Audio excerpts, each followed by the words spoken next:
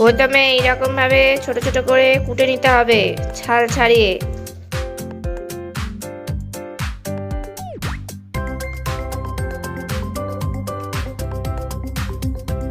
গরম জলে এরকম ভাবে কচলে নিয়ে তারপরে কচুগুলো তুলে নিতে হবে।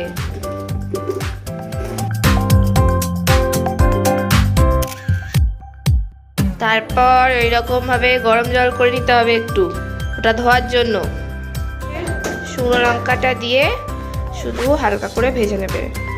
আমরা এখানে 10টা শুকনো লঙ্কা নিচ্ছি। একটু কালো কালো হয়ে গেলে শুকনো লঙ্কাটা আমরা তুলে নেব।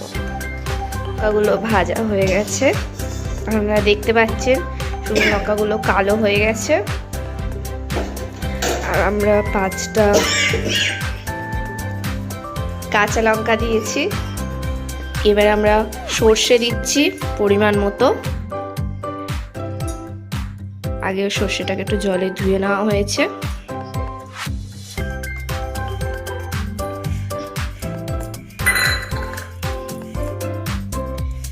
এবার স্বাদ মতন চিনি, আপনাদের যতটা কচুর পরিমাণ হবে ততটা বুঝে আপনারা চিনিটা দেবেন।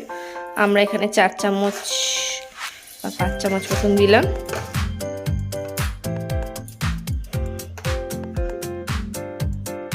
নুনটা স্বাদ মতো।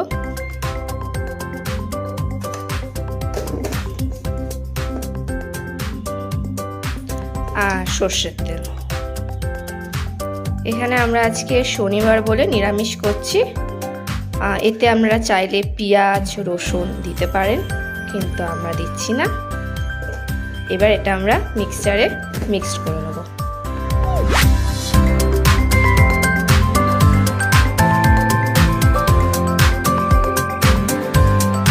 যতক্ষণ না এত সুন্দরভাবে মিক্সড হবে ততক্ষণ আপনারা মিক্স করতেই থাকবেন। কিন্তু নয়তো এই জিনিসটার স্বাদ আপনাদের কাছে ভালো লাগবে না। দেখুন আমি মিক্সড করে একদম মিহি করে নিয়েছি। দেখছেন ব্যাপারটা খুব সুন্দর হয়েছে না?